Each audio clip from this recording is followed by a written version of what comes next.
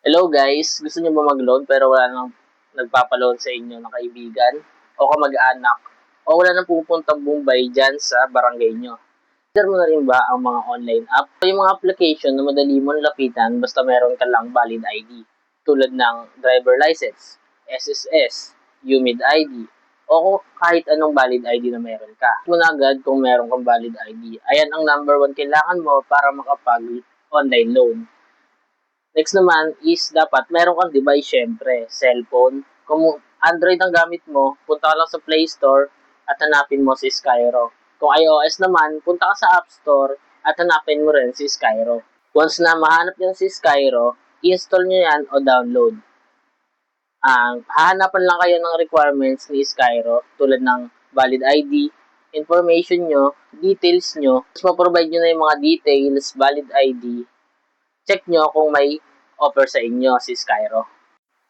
May dalawa silang ino-offer na credit loan.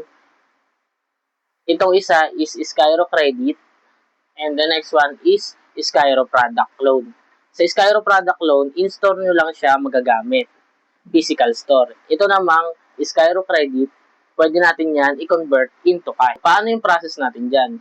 May QR ako, bibigyan ko kayo ng QR, i-scan nyo yung QR sa Skyro packet, then ilalagay nyo yung amount, tapos ipo-process na natin. So, once na mag-successful yung process natin, magkakaroon kayo ng cashback. Tulad nitong client ko na 5K, meron siyang cashback na 1%, which is 50 pesos. Sa next nyong loan kay Skyro, pwede nyo siyang gamitin.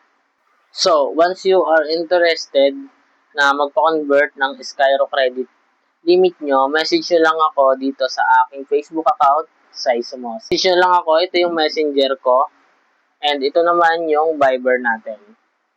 Message nyo lang ako or i-call kung ano pa-convert nyo at magkano. Bye guys, ingat!